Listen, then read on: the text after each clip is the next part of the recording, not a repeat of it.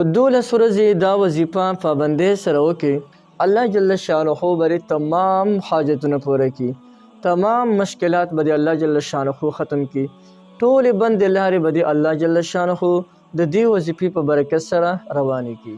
بسم الله الرحمن الرحیم. السلام علیکم ورحمت الله وبرکاته. زما وروڼو او خویندو، زمونږ او د ستاسو حاجتونه وي او داسې حاجتونه وي چې هغه حاجتونه نه پوره کېږي. ډېر زیات وظایف مو کړل، ډېر زیات اعمال مو کړل، قسم قسم دعاګانې مو کړې، لیکن زموږ حاجتونه پوره نه شول. بعضې وروڼو پکې داسې هم ماته کمنټ کړو، یاره جي د څو کلونو داسې وظیفې کوم، د څو کلونو داسې دعاګانې غواړم، زما دعا نه قبلیږي، وظیفه مې اثر نه کوي. دا څه وجه ده؟ دا ځان له یو ډېر زیات تفصیلي بحث دی چې دا وجه څه ده چې ته وظیفه کې د ستا کار نه کېږي، بیا هم دعاګانې کې، سوالونه او زاري کې کار د نه کېږي. کوشش کوم پر روانه ویډیو کې د دې خبرې وضاحت وکړم، خو کومه غلطي ده کې غلطي د ځان نه وباسه، همغه وظیفه وکړه، الله تعالی به دې کار انشاءالله چې وکړي. هر څه موږ له الله کوي، ښه بنده هېڅ څه نشي کولی.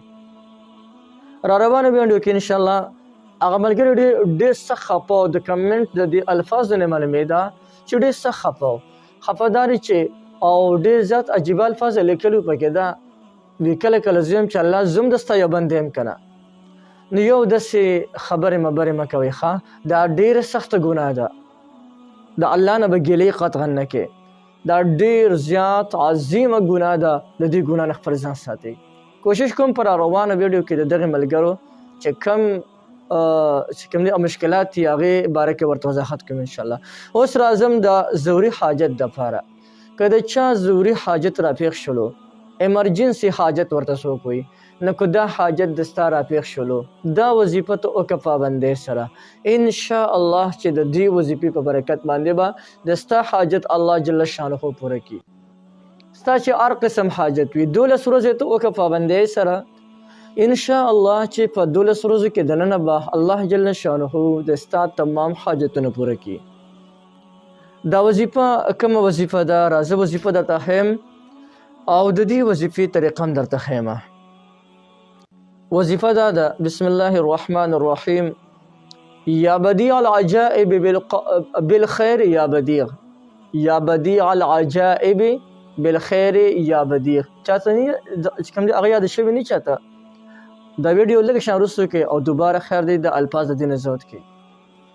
یا بدیع العجائب بالخیر یا بدیع. دا به 12 ورځې مسلسل کې دله به یو ټیم مقرر کړي.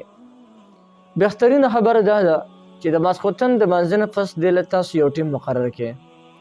او بهترینه خبره بیا دا ده چې انسان د قبلې په طرف باندې مخکې په ادب سره کینی او 3 کرته درود شریف ووایي، او بیا د هغې نه پس دا وظیفه 1200 کرته وکړي، 1200 کرته، او د هغې نه پس 3 کرته درود شریف ووایي، بیا لاس پورته کړي او د خپل حاجت دپاره چې هر یو سوال وي هغه سوال دې وکړي. انشاءالله چې الله ته منظوره وي، په دې 12 ورځو کې دننه به الله جل شانه د تمام حاجتونه پوره کړي، تمام مشکلات به ختم کړي. په اخلاص سره که تاسو دا وظیفه وکړه، یا بدیع العجائب بالخیر یا بدیع، نو الله جل شانه به په 2-3 ورځو کې د ستا حاجتونه پوره کړي.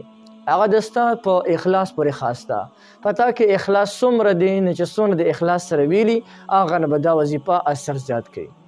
نو یو ډېره مبارکه ډېره زبردست وظیفه مې درته وښوله، هر څوک یې کولی شو، هر څوک د دې نه مکمل فایده اخیستلی شي.